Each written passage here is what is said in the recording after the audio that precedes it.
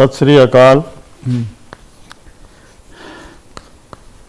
As I have already told you, this is a greeting which is used for all times, whether it's morning, evening, afternoon. There is no distinction between good morning, good afternoon, good evening, or even good night, or goodbye for that matter. So when you meet somebody, you say Sat Sri Akal, and after that a few sentences of welcome which we have already used. We just to repeat, we say, "Aao ji, please come in." I don't write the translations because translations are just approximate. You see, in English you don't say the same thing in the same manner. So "Aao ji," otherwise ji is just on the fake. "Aao" means please come in, and this is another important thing, that "a," for example, "a" is singular. You see, "a" is for one person, and "ao" is for more than one person, that is plural. And we always whether the person is one or several, we always say "Aao ji," "Baitho ji." See, these are the sentence, the utterance is plural, even if it is addressed to singular. Okay? It is plural here is a mark of respect, just like in French. In English, it doesn't matter, please come in, whether it is a one person or two person, it is same thing. But in French, for example, singular and plural, not exactly the same way as it is in Punjabi, but more or less plural is used to show respect. So this is "Aao ji," please come in, and you have other, we have already done this, but just to repeat, "Baitho ji," please have a seat. You see, "Baitho" is to sit, please sit, and "Baitho ji," please have a seat. So I don't write translations because they are only equivalent. You see, you have to remember that like a child learns a language in situation. So please come in, have a seat, and then we always cha piyoge, you see, which means would you like to have a cup of tea? Now cha again is you cannot translate it with tea, because the Indian tea is very different. It is a sort of a concoction of milk and water and sugar and sometimes some spices also, which is nothing to do with American tea, which is simply some boiled leaf and may or may not be any sugar in it. So cha is something that we offer to people any time, whether it is morning, evening. There is no cha time, and this is whenever somebody comes, you offer tea, and they will say. But for example, if they are you have come there, then there will be. I mean, these are some phrases which are useful. Then you can say, "Khana khaoge." Would you like to have dinner or lunch, or would you like to eat something? You see, khana is simply would you like to eat something, even if it's snack or there is no special word for lunch or dinner or even for breakfast. It is you eat, you just have something to cha. Generally, you can say cha piyoge. Cha can be cha, and some snacks can be in the morning, but otherwise khana is there is no distinction, lunch, dinner, or any other time. So khana khaoge. Then you have generally the polite system is that you begin with "nahi ji." You say "nahi ji," that no please, thank you, nahi ji, and haan ji is yes please, or no please. And the polite way of beginning in Punjabi conversation is you always begin say no, it's okay. See, but ultimately you end up drinking tea anyway. So that is these are a few introductory things. But then I'll now introduce some new again the same kind of sentences which are helpful to these are simple questions like "A kiye." It is something like "what is this?" and "O kiye," this or that, you see, but this distinction between this and that is not very clear. It is that can also be this, you see, and that the other, normally A something which is near, or something which is little further, but the distance can be more or less. Then you can have other sentences. I am just introducing some sentences which are quite useful. Then you will ask the person, "Kadon aaye?" When did you come? And or then you can also say, "Kive aaye?" Now, "Kive aaye" is means how did you come? I mean, and literally, but it doesn't mean this at all. See, "Kive aaye" can be what brings you here, how you happen to be here, what is the, you refer to the business of his coming. Kadon aaye, kive aaye is just that, generally speaking, it means what brings you here. You see, how you happen to be here. I mean, it's very bad English, but what brings you here? And then you have kitho aaye. You see, kitho aaye, from where you are coming. You see, kitho, from where, which place, where you are coming. And these are again, kadon aaye, when did you come? Kive aaye, what brings you here? How did you come? I mean, literally, how did you come? But it means what brings you here. Kitho aaye, from where you are coming, or I mean, this also may mean where are you placed these days? Where are you situated these days? You see, your village or city, or maybe you are working somewhere. Then there are in the same manner, in the same introductory thing, you can say ki haal hai. You see, then you generally answer by theek hai, or changa hai,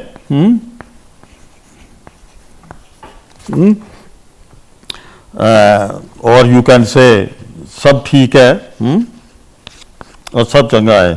You see, some means all, theek hai means everything is okay, fine, changa hai, they all mean the same thing. You see, ki haal hai, how do you do, or how are you situated these days, how are things these days with you? You see, I mean, are you all right? I mean, things are, see, it is that kind of thing. Ki haal hai does not mean simply how do you do. You see, it actually it means much more than how do you do. It means generally how you are situated these days. You see, are you comfortable these days? Presumably you have no problem these days. You are all right. You see, these are again a few sentences which are introductory, which are useful. Now, in today's lessons, we will introduce the three tenses: present, past, and future.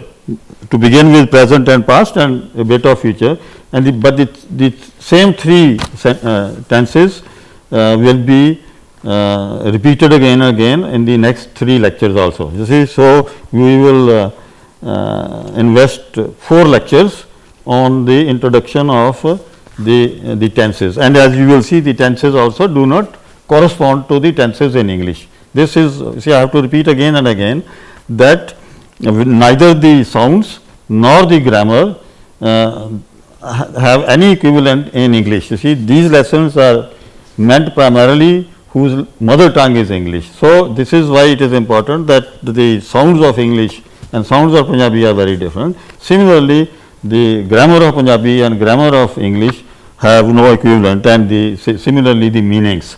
But approximately, like the children learn a language in situation. You see, somebody comes, you say ji, baito ji, aap piyoge ji. These are how somebody is welcomed in a Punjabi situation. So, then we have now, we will start with, you see, we have a sentence like, "Oh, ki karda hai." You see, now what is he doing? Now it can also mean several things. What is he doing now, or what he is doing generally, what is he up to these days, what is he doing, he is studying, he is working, he is that kind of thing, you see. So, it is a general question, what he is doing.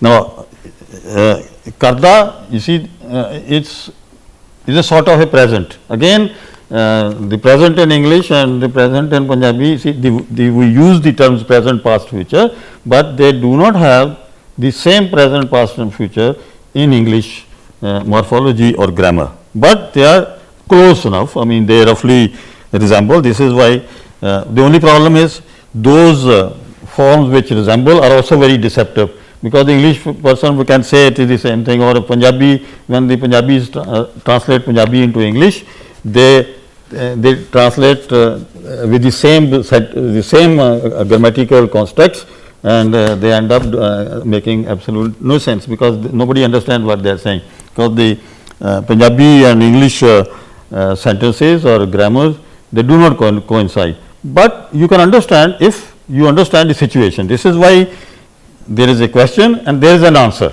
You see, for example, there can be so many answers. We can see, ki karda hai, for example, wo cha peenda hai. You see,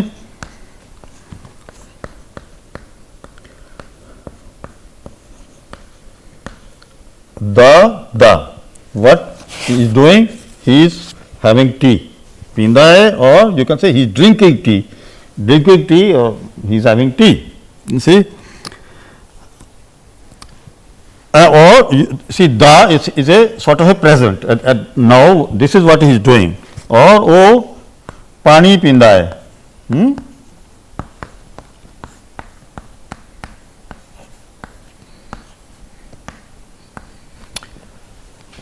Now, it is important that, see, wo cha peenda hai, wo pani peenda hai. This da is masculine and cha is feminine, pani is masculine. This, see, the present tense does not correspond, does not agree with the object, but with the subject. O here is masculine. You see, if it were feminine, you see, now I am using peenda hai, it is masculine. If it is feminine, then it will be o cha peendi hai, or o pani pindi hai. You see, this peenda or pindi refers to the person, and the person can be, you see, he or she. See, for example, he, she. In English, there is a distinction between he and she, whereas in Punjabi it will always remain o. You see, or a. O means that he, which is distinct, and the person, and or a, the person who is closer. You see, o here with di, it means it's a girl. O cha pindi hai. She is having a tea. She is drinking milk. I mean water. You see, pani is water, she is water. But in English, you will have to either say he, but then there is no, see, here you will have to make a distinction in English with he and she, but otherwise you will say he drinks milk, or he drinks water, or he is having tea, or she is having tea. There is no difference. You see, whether he is having tea or she is having tea, it is the rest of the sentence does not, see, correspond or does not agree with the gender of the subject, whereas in Punjabi it has to correspond, has to agree with the gender of the sentence. So, or you can say another, I mean, there are other possibilities. Khana khanda, we have already used khana. O khana khanda hai. Again, this would be o khana khanda hai, if masculine, o khana khandi hai, it will be feminine. You see, then now here it is khana, you see, you drink tea, you drink water, but you eat khana. Khana is lunch, dinner. Khana is something to eat. You see, some things that you eat. You see, but then in the same way you can have, even as we started with, वो की करता है, what he does these days. You see the little boy, if you ask little boy these days what does he do this this way, you see you can say वो स्कूले जाता है. You see, now in this case what you say that he goes to school, that means he is studying. See वो की करता है, here you see it's not a present in the habitual sense, it's a present continuous you can say. You see वो स्कूले जाता है, he goes to school. You see he is studying. You see और वो पढ़ता है.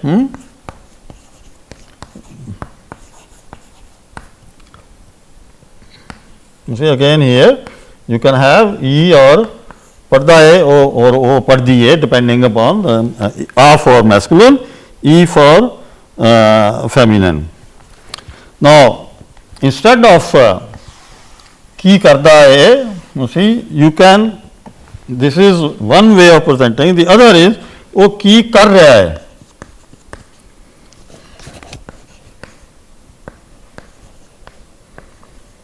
Now Rya here is more present, it is immediate present, what he is doing now. You see वो की करता है, it is a kind of present continuous, but as you say, as you have seen that if you say वो की करता है, वो पानी पीता है, so which means he is drinking water right now. You see, so this question of present continuous and present immediate, this distinction is also very relative, it depends upon the situation. Normally वो की कर रहा है, what he is doing now, right now, you see, then you will say वो पानी P रहा है. You see, if you say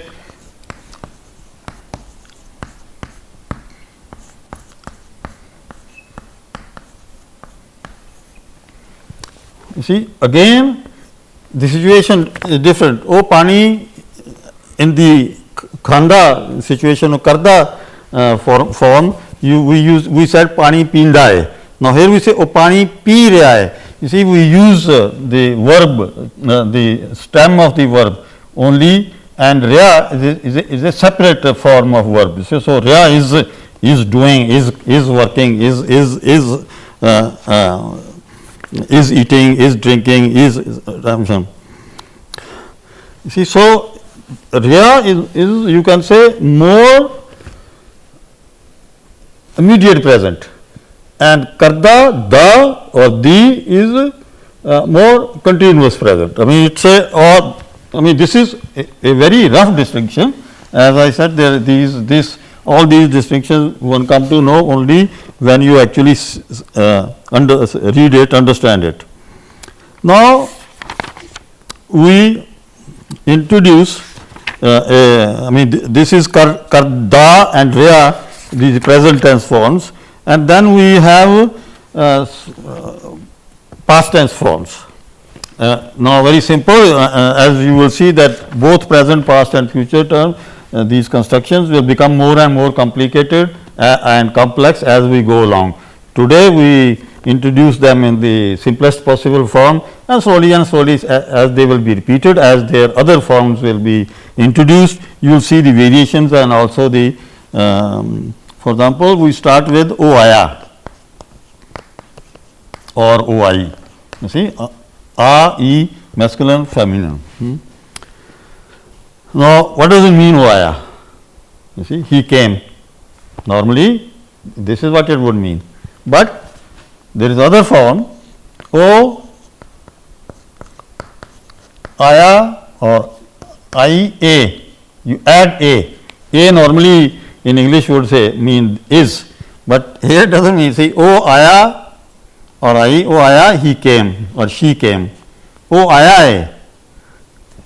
You see, this is past perfect, little more perfect. Even past perfect terms one should use with some caution. See, he has come. O aya, he came, she came. O aya hai, he has come. You see, this is or she has come. But this is again, you will see immediately that this is only one of the possibilities. And then there are other possibility, there is another form, O, aya or I, see. You see, without anything, just aya I, o aya a, o aya I c. C normally in English we translate as was, but does not mean anything here. See, we will say roughly the translations would be he or she came, he or she has come, he or she had come. O aya c, you see, he came. You can simply say he came or he had come. Doesn't make doesn't look not a very good expression in English, but the point is that this is past, this is little more past, and this is still more past. Okay, you have 3 degrees of past tense. You see, you can use terms like past, past perfect, past more perfect. You see, these are so there we will introduce a few more things. See, here it is another point to note is o aya and I. Straight away there is a subject and there is a verb, you see, or there is the predicate. For example, if you want to say he drank water, then the situation is different. Then you will have, see, this is a question of transitive or intransitive words. Unne pani pita.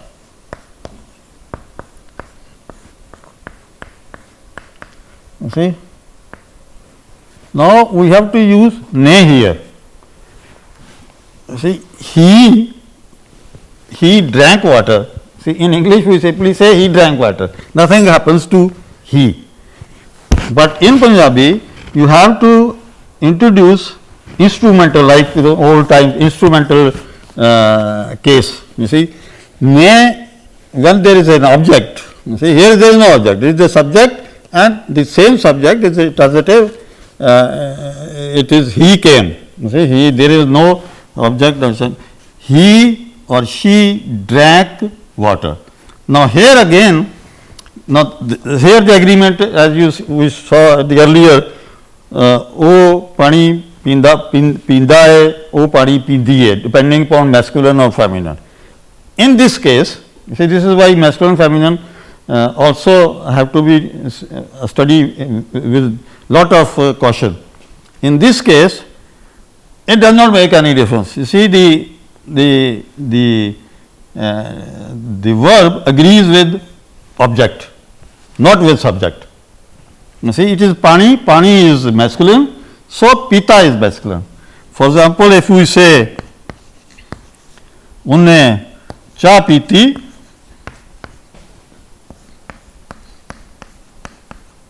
since cha is feminine, the T is feminine, as we have already told several times, that in Punjabi, like in French, every item, whether it is animate or inanimate, is either masculine or feminine. Gender in Punjabi is only very rare, I mean it is gender, there are masculine and feminine, but every item, everything in this world has to be put into either it is masculine or feminine. Otherwise, it does not make any sense to say pani is masculine and cha is feminine, but it is done, and you know that in French also it is the same thing. The real difference is that since these are arbitrary genders, these are only grammatical gender, this is not a real gender.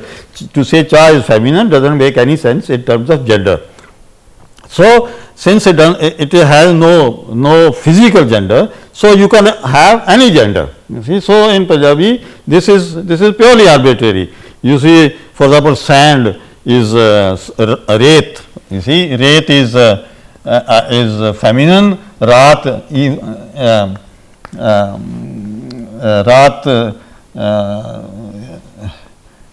night is feminine, but then day is masculine. You see, day, then is masculine, raat is feminine. Why? It doesn't, you see, so when you learn Punjabi, you also have to learn where you have to apply masculine and feminine, where there is no gender as such. You see, that is a real problem. And then, as I said, that the verb agrees with the object and not with the subject. Now, we can have again these several forms, like we can say unne cha piti, you can also say unne cha piti ye, or unne piti or pta or ptc. You see, you can have the same thing. That means there are three forms of past tense also. You see, one is unne cha piti, he or she drank tea, he drank tea. Unne cha piti ye, he has drunk tea, something like that. And unne cha piti si, he drank tea. So, we see there is a distance of time. See, there is they are all past, but the second is little more past and third is still more past. So, there are three degrees of past. See? Like there are 3 degrees of present, there are 3 degrees of past, and you will say, you will see the same kind of thing in future also, and with difference. I mean, with the lot of there will be other things will be introduced, but we will, for the time being, we stick to past tense. You see, unne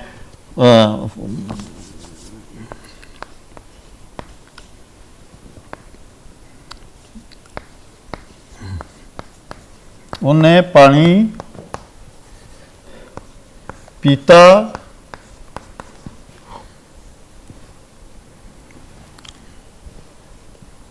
A or A, C, whatever, depending upon. But there is another form. See, again within the same general construct of past, you will have another form. Unne pani pee liya. Now, this is also past tense. Again, pani liya, this agrees with the pani is masculine, so liya. But here you say pee liya, like in the present thing we see wo karda hai, wo kar raya hai. Here you have pee liya, he has drunk water. See, I mean, he has, or like saying he has finished drinking water. See, it is lena in normal, the verb lena simply means to take, but here lea functions as what we call emphatic. You see, it reinforces the action. Here is nothing to do with lena. You see, it is not to take. You see, pee lea, kha lea. You see, you can say kha lea, has eaten. You see, khanda hai, kha raha hai. You see, but then here it is kha liya. He ate. He has eaten. I mean, it's very difficult to translate also. This means it is more perfect. The action is completed. You see, and then there is another in the same. O pani. Now here there is unne pani pee liya. You see, and then there is another form. O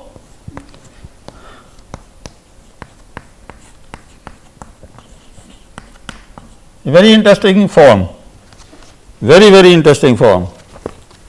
Here you see, with the subject we have sort of instrumental case, agentive. You see, the ne is instrumental, unne, he. You see, with the because of him, it is his action. His action is that he drank water. But if we say now gya is from word jana, to go, but here it has nothing to do with go. it is simply like lena here. You see lena from where it comes, it is to take. I mean this is say here jana from where this verb is to go. In a liya and gya would then mean in this case literally taken and went, but obviously they are in these sentences it nothing to do with taken or went, it is simply complete. You see, oh he pee gaya, he again pani pee gaya, he drank water. You see, he finished drinking water, or he has drunk water. You see, it is like you are emphasizing.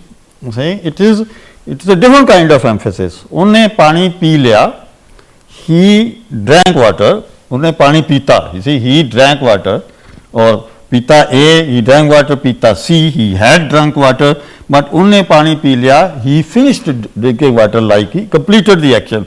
Oh pani pee gaya, again you see, you sort of referring to the action, to completing action, but this is again the you have to, all I am saying is that pani pita A, here the verb, the tense and the stem, they are one word. Here there are two words, P separate and liya separate. You see, this is a conjugate word. They are the two verbs put together. Here there is one verb P and ta. This is the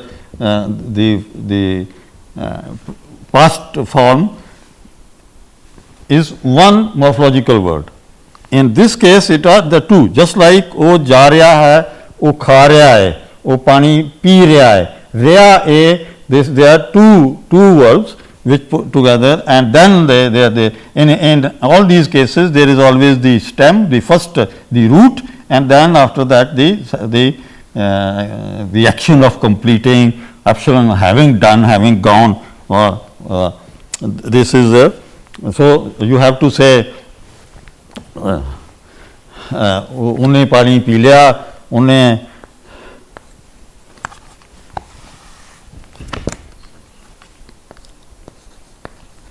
उन्हें खाना खा लिया. You see, the first part खा लिया, or here if it is instead of khana, if it is cha, for example, then it will be cha pi lai.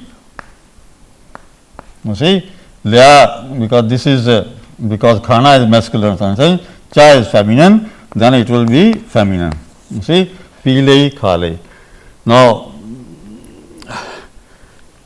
and here it will be the same kind of thing. वो पानी P गया, वो चा P गया, वो खाना खा गया. You see, वो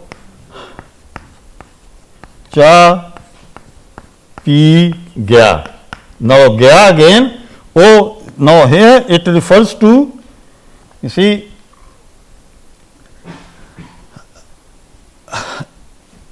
this is highly complicated.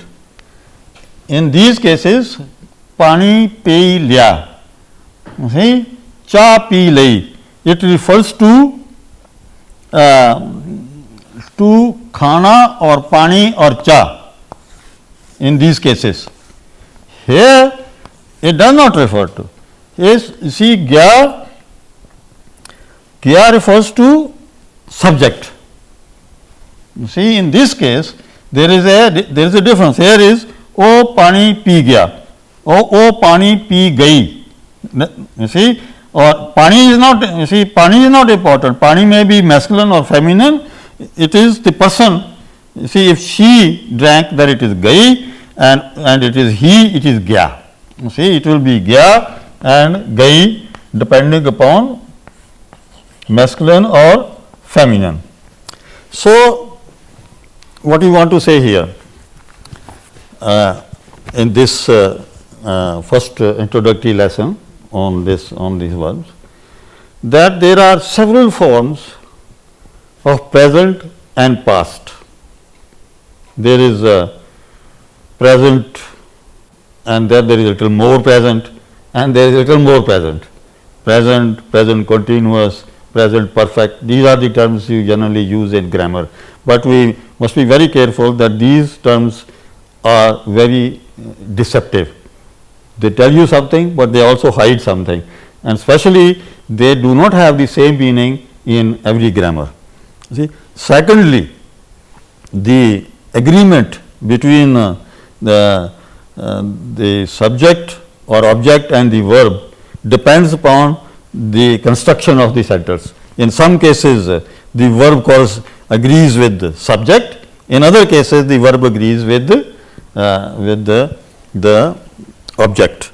So, this is how we continue our say, and so there is, I will to just at the end I will introduce, not introduce, we have already used those things, but just to say it again, the numbers 1, 2, 3, which is very important that you should know, and both for pronunciation and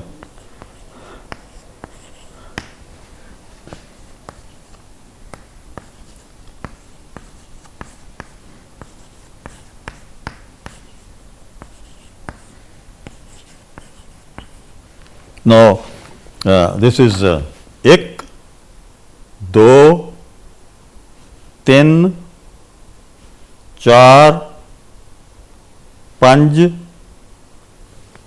छे, सत्त,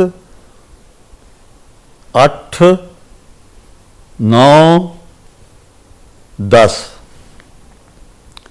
There are two issues here. One is, of course, as I said, that in English there is only one T, which is more like I have not no word here, but 10, it's like T, you see, and it is actually like Tha. For example, in English, if a word is this word, it will be, there will be aspiration. You see, this Ta, first of all, it is back Ta and it is aspirated. In a word like this, in English, this is back, but it is not aspirated. This is why our Pa, Ka, Ta do not at all correspond with English Pa, Ta, Ka, because English Pa in the beginning it is fit, P-I-T, it is not pit, it is fit, you see, and after S it is Pa, it is, see, so for the English person, the speaker of English language, this P and this P is the same. Why? Because it is only, see, this is only a variation. In the beginning it is aspirated and after S it is not aspirated, or another position it is not aspirated. So, when there is a variation, when the same sound is pronounced in one situation in one way, another situation another way, you see, so it is considered the variation of the same sound, you see, and the speakers of a language never recognize that. For them it is the same. So, for them they think that they are pronouncing the same, but for a speaker of Punjabi they are very different, because to say you see, teek for example, or theek, you see, you can say in the same position. You see, in the initial position, in this position, you see, you can either say t with aspiration, or like here, or without aspiration. You can say teek, teek. Now, Englishman, a person whose language is English, mother tongue is English, can never pronounce this word like this. It is always teek. You see. Now, this is why it is very important for a person whose mother tongue is English to be able to distinguish between ta and tha, because this distinction makes a difference in the meanings of Punjabi words. You see. So, this is, and then also ta, You see, there is a ta and there is a ta in Punjabi. You see, there is in English there is only ta, or in French, for example, there is only ta. You see, this is English. You see, this is English, and this is French. Is always ta. There is always ta. Okay? But in Punjabi, you see, ta and ta are two different sounds. Similarly, tha and tha are different sounds. You see, you can say tar, thar, tal, thal, tal, thal. See, they are different words meaning with different meanings. Moreover, the vowels of Punjabi, for example, are simple vowels. In English, almost all vowels generally are diphthongs. Diphthongs means, you see, for example, say this, for example, this word do. In Punjabi it is do, the vowel is. In English, for example, there is do, it will be da, but as far as vowel is concerned, it will be do. See, this will be long and it will be do. You see, like two. You see, so it is the vowel is longish and what we call technically a diphthong. Two. You see, there is a so the vowel in Punjabi it is ek. In English it will not be. It's very difficult for them to pronounce ek. There's ek. You see, do they cannot, even if they are able to pronounce do. For example, French can pronounce da. They have da, but they will say do. For example, there is no problem. But for English it is do, tin. You see, tin again it is a simple vowel. You see, this is dental and this is also dental. This is again na. There are two nas. Well, there is a dental na, for example, and there is a na. You see, you can have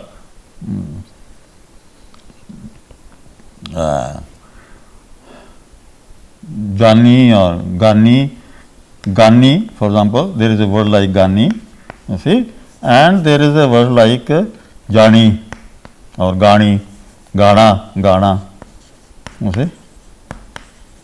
Now these are two different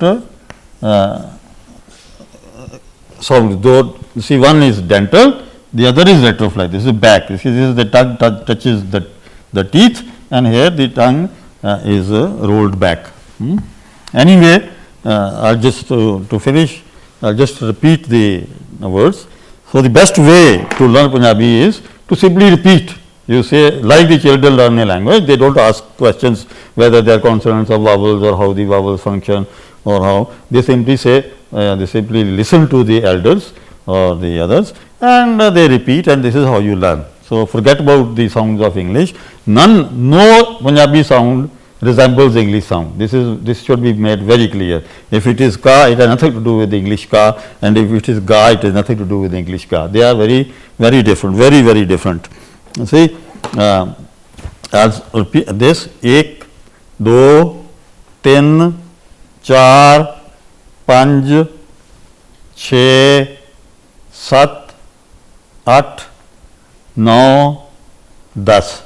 And just to end this, I will just read one. I have read already, but it is important to read again. The difference, how Professor Gleason has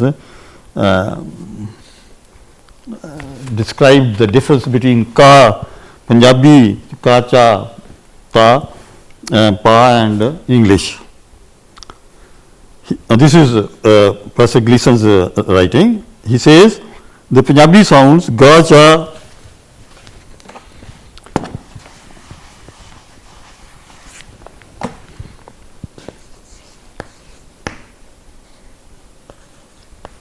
these sounds are voiced. You see, there is a, what does it mean is, this means that the vocal cords vibrate during their pronunciation. This distinction, this distinguishes them from